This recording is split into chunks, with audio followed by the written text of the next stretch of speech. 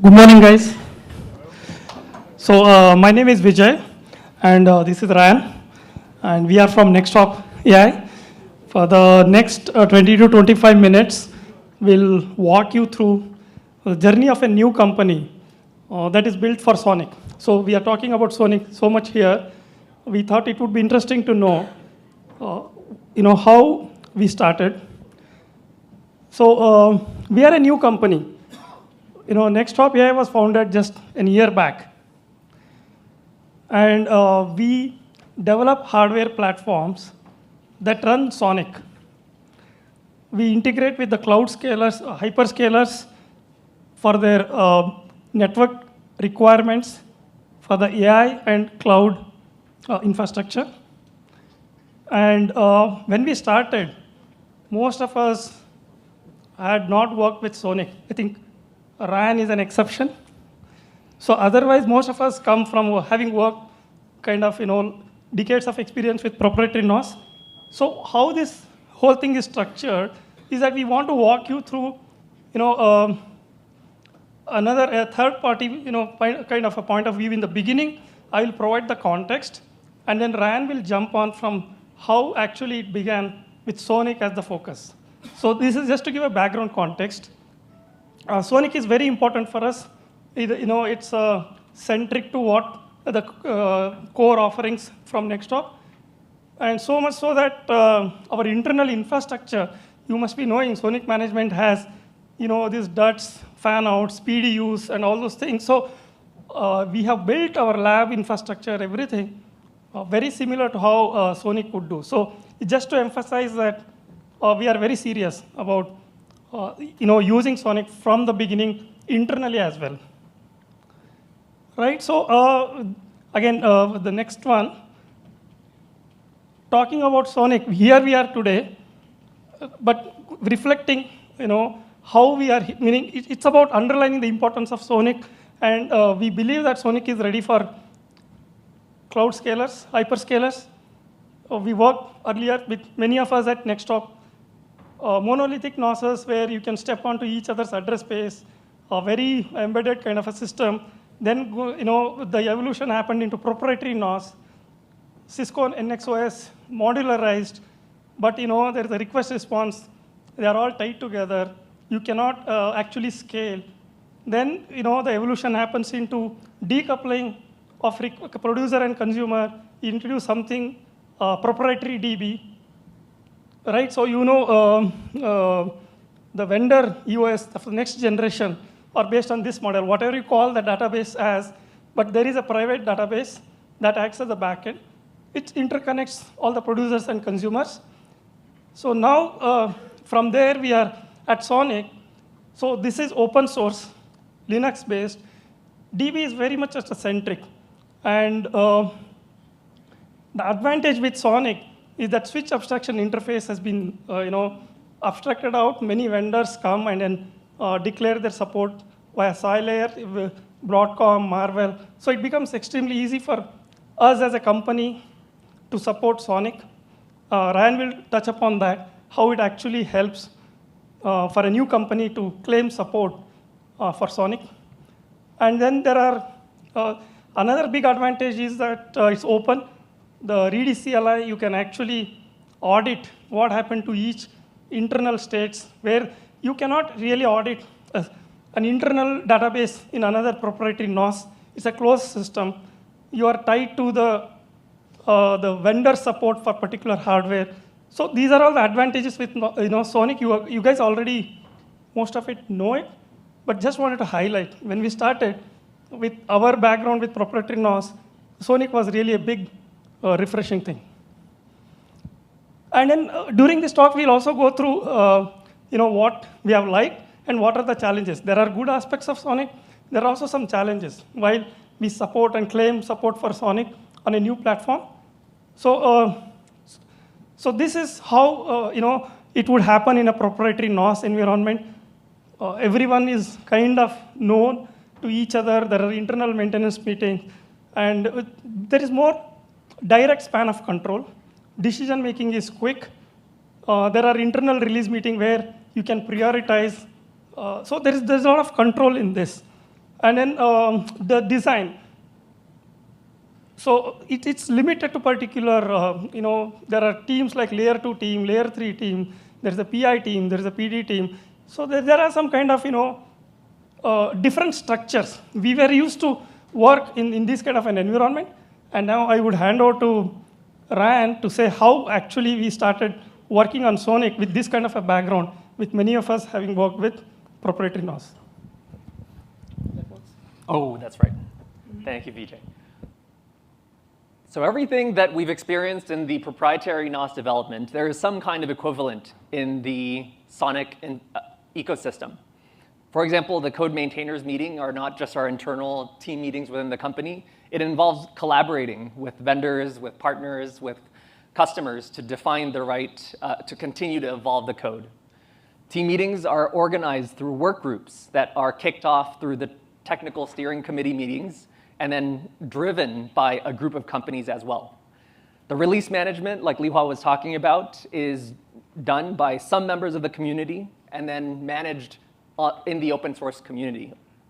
For integration testing, the SONiC community has come together to build SONiC management as the base test environment that ensures quality across the board with different system vendors, different features, et cetera.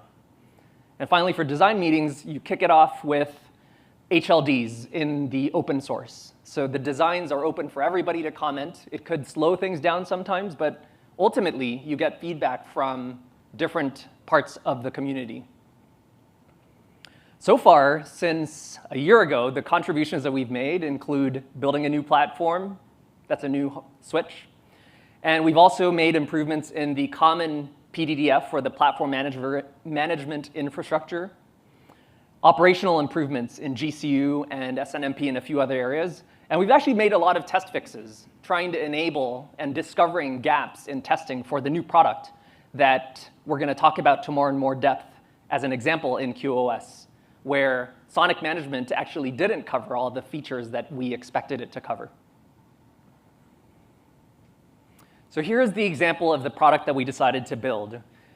It's a 64-byte 800 gig platform. And the convenient thing for us as a new company is that the SONiC binary just works for all the different platforms that support it. And from a developer standpoint, pretty much for adding support to the product, you need to make changes in 2 directories in the SONiC build image repo, and you can get your product supported. Most of the vendor files are isolated from each other, except for a small number of common source code that's used for managing and abstracting the different platform layers. Standard Linux drivers are used for the different system components, which is really great. And then Sai is available to download in the open source. But if you wanted to make your code changes to Sai, you actually have to work with each individual chip vendor to get access to it and then make the changes and iterate. And we're certainly working with vendors on that as well. So I'm going to give you a walkthrough of what it's been like for the last year. So July last year, our entire office was the size of this room. And we started having our hardware team design the new hardware. It was in September.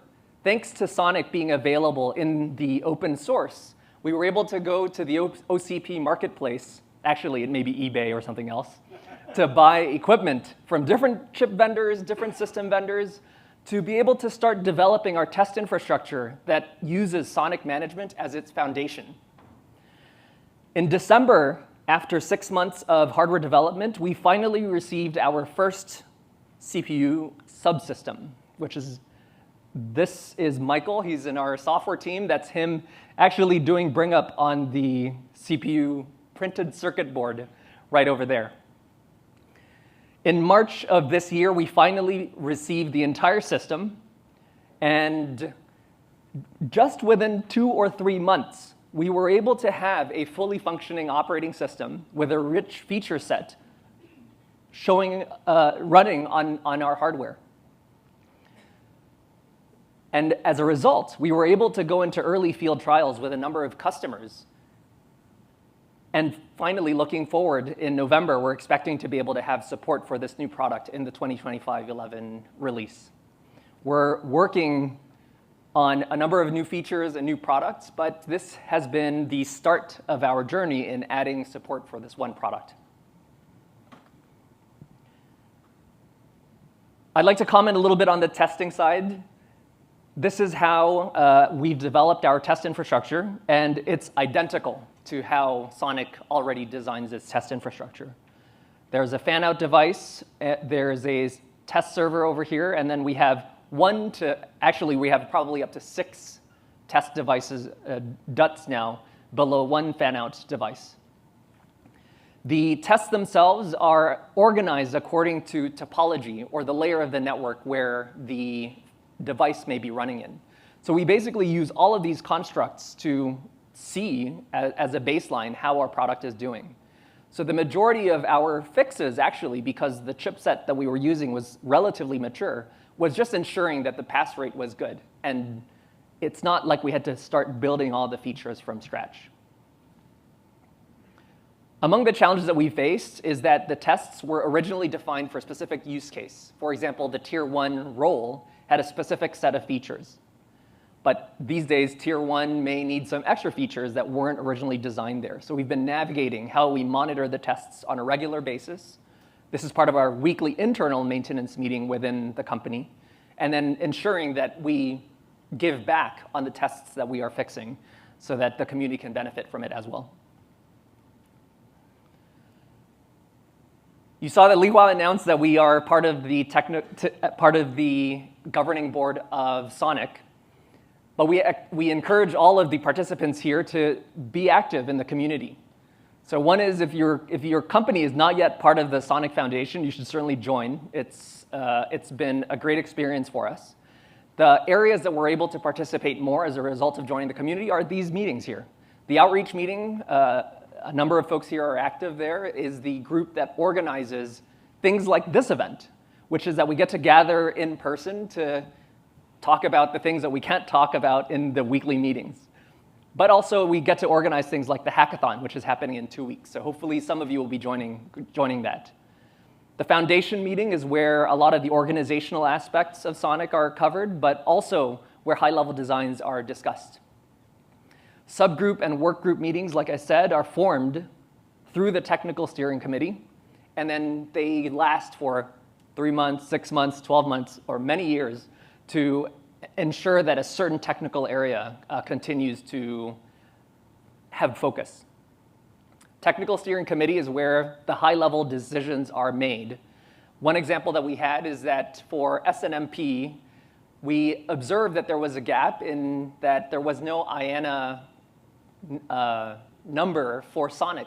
So we brought those issues up in the technical steering committee, where we could encourage the Linux Foundation to submit the proposal to get the IANA code for SONiC. And then the issues triage meeting is where the nitty-gritty of going through every issue in SONiC build image or SONiC management or anything where there's a backlog of issues. It's just a line-by-line meeting, and it's been very productive for us to get involved here. So hopefully, for those of you who are working in different areas of SONiC in our own corners, can think about spending time and participating in one or more of these groups as well. Some of the great things that we found with SONiC: it's free, so that's a great start for us. It's open source, so we can collaborate with all the different companies here. It's already widely adopted by hyperscalers, but also getting more adoption across enterprise and all the other areas, other verticals. We were actually able to make SONiC work on our product without much assistance from other companies because all of the documentation is online. The high-level definitions are there. The new platform design guide is there. And also, there's an active community. Actually, the organizing group within the Linux Foundation was saying that SONiC is among the most active Linux Foundation groups within networking, which is really great to see. I'll talk about some of the challenges that we've had, and having talked to some of you in the hallways, I think some of you are facing these challenges as well. So firstly, on the issues meeting, it's really great. We get to go through so many different problems, but really there are only 8 to 10 issues that get discussed in each of the meetings. So if your backlog is really long, then it just takes a long time to get your code merged. And talking about getting code merged, in order to get something merged, you have to go through somebody who has write access. So there are reviewers, but you have to get somebody who can give the access to merge. So you must know the right people. We're lucky in that we are getting help from the community to get our code merged. But on one of the downsides is that, on average, our PRs, from the time that it's ready to merge to when it actually merges, is close to 30 days. So just to add one platform, you really have to plan a long time ahead in order to make sure that your code merges to the community. So we encourage, over time, the evolution of the SONiC community to allow for more people to be allowed as approvers. I know the SONiC management repo has already created with a structure with code owners that allow different sub-areas to have different people accepting the code changes. So the other repos, particularly SONiC build image and some of the other, not kitchen sink, but high volume repos should also adopt a similar kind of structure. Another challenge that we've had is, despite the high level designs being available in the open source, the recordings used to be available so that you could see what the conversations were. But now they're no longer there. So sometimes we have to think about what was discussed in the actual design meeting and then try to implement our code changes based on what we inferred. As a company, we have been trying to sync our private clones of the community SONiC on about a weekly basis. But what we've noticed is, at least once or twice a month, in this goal of syncing once a week, we would see some kind of breakage. We've developed some internal smoke tests to capture when master is breaking so that it doesn't destroy our development. But there are improvements that we can make as a developer community to make master more stable before we actually merge the code changes. And then finally, the release cycle is infrequent. On the other side of the spectrum, SaaS companies will typically have a daily or twice a week or monthly release cycle where your code changes are appearing in mainline and facing customers within a fairly short period of time. In the SONiC community, it's twice a year, which is great because each release has a lot of new features that you could adopt in your new deployments. But at the same time, it takes a lot of planning ahead of time in order to make sure that your feature makes it to the right release. Otherwise, you have to wait another 6 months to get in. So here's our call to action. Number one, please join the community. Participate in some of these meetings. Contribute. Present at these events so that we can all get educated about where things are headed, and help to enhance the code and the testing coverage so that we're all having a common, strong baseline to do our development. All right, that's our talk.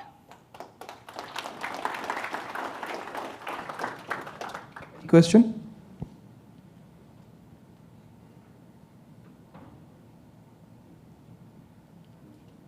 There's a question this side. I'll pass the mic.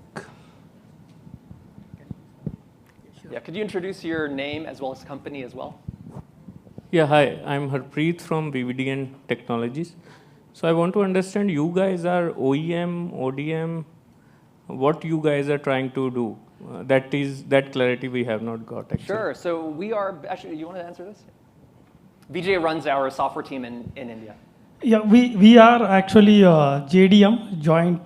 It's a different model where we work very closely with each of the hyperscalers now, and then we build a platform, and then SONiC is what is going to run on that, and then we harden it so that it's at the level of deployment, and then customize, run the test, harden it, and then like we talked about the test gaps, there are a lot of the work that needs to be done before it's deployment ready. So this is like more of a joint development model. Okay, sure. Thank you. Okay. Any more questions? Anyone? Where? Oh, sorry, because of the light. I can't see.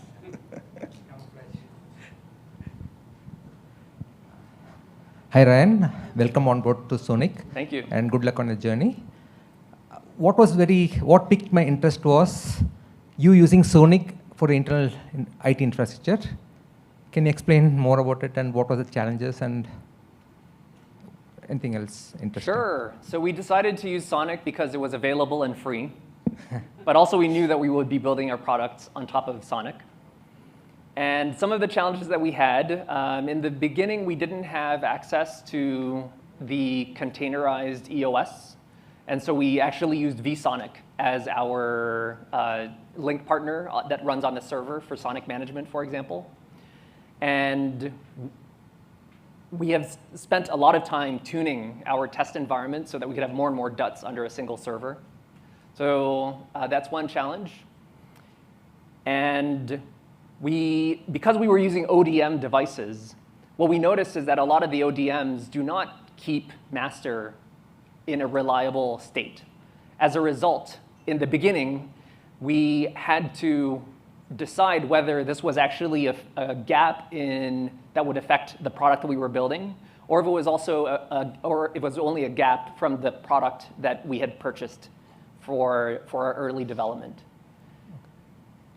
As I said, at this point, we've streamlined it better so that we can have 6 or more DUTs. I mean, you need to have one containerized partner per interface.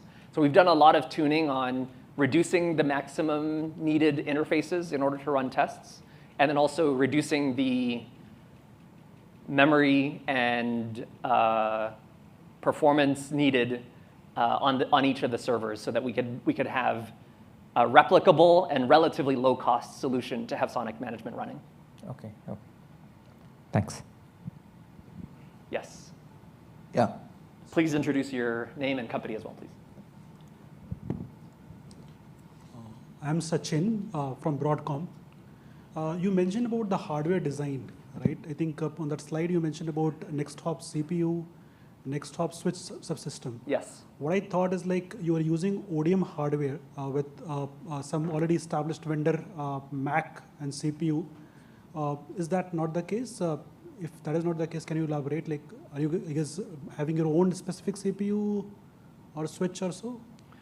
So the company was only started a year ago, and we had hardware designers from day one. And our mandate as a company is to design the hardware ourselves because we customize the designs for the hyperscalers that we're partnering with.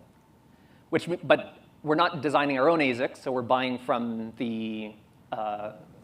vendors, chip vendors. Okay. But in the beginning, for development purposes, for example, setting up our test beds and getting a baseline test pass rate, that sort of thing, we purchased some some ODM hardware. White boxes. White boxes. And then just loaded the community SONiC on it. In some cases, we loaded the enterprise SONiC for various reasons, and then got our testing going. So that was the first few months of the company without actually having any hardware. Okay, but later when you got your hardware, it uses the other chip vendors' Mac and CPU, right? You are not designing your own CPU or Mac as such, right? The work is focused on the software part, the SONiC part. Is that correct understanding? That's correct. Okay, got it.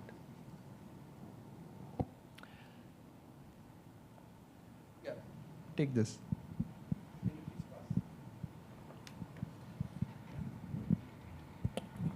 Yeah, please say your name and company as well, please. Hey, hi, myself Madhu from Marvel.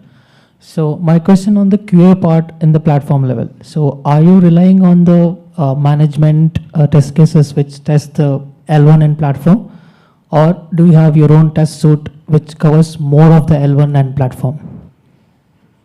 Thank you for asking this question. Yes, we do rely on what is there in SONiC management, but as we know, there are, as some of us would know, there are fewer tests in this area than there could be in order to ensure that the product is in good quality. Since we have a mix of manual testers as well as a team that's writing the automated tests, and some of the tests we are adding into SONiC management, except where it's really difficult to integrate into the environment. And so we're doing a mix, but we've definitely identified this platform in layer 1 as an area that could use a lot of improvement.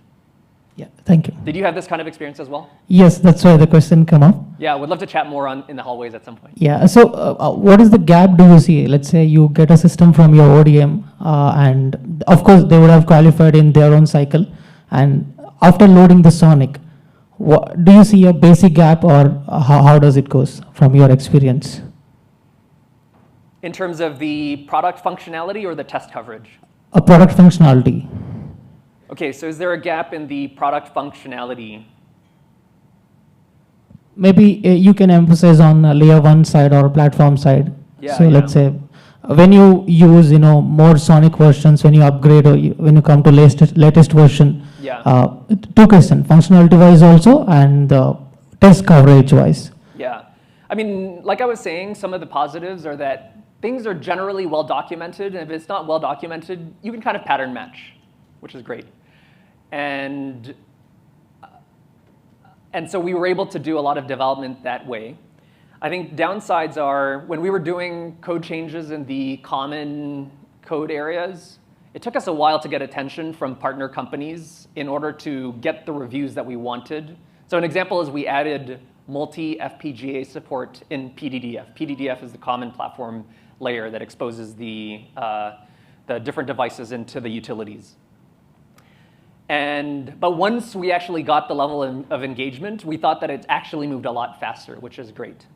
In terms of features, one aspect where we're still somewhat we're navigating is firmware upgrades, for example. So every component in the system needs some kind of firmware upgrade maybe over time, and we think that some of this, like from a feature perspective, ideally, it's just associated with the destination image when you're doing a firmware upgrade.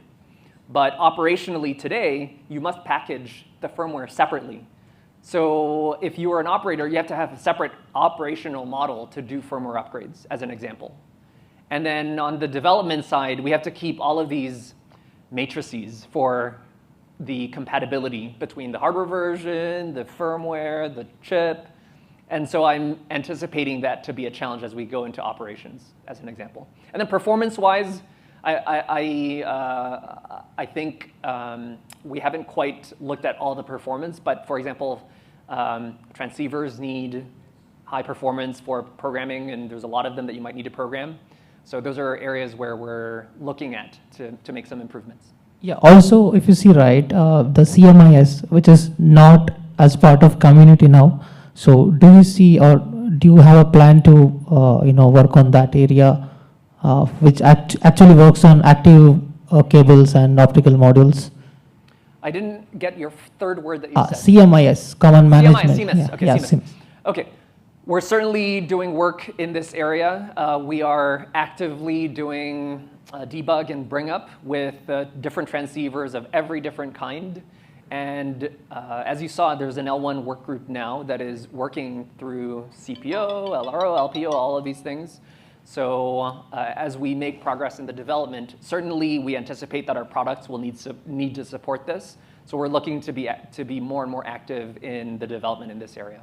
But at this time, an example of an area we're working on is adding the 1.6T tokens into the transceiver and layer 1 areas in SONiC. 1.6 terabits per second per port. Thank you. Thank you very much. Thanks for the questions. Cool. If we do not have more questions, great, great. Oh, sorry. Take this. Try to please close. Sure. Hey, this is Bala from Nokia. It's quite interesting to know about L1 improvement areas. So I have two questions. One is a strategic. Nexthop is not equal to Arista or equal to Arista? We don't know. You can explain that. Okay.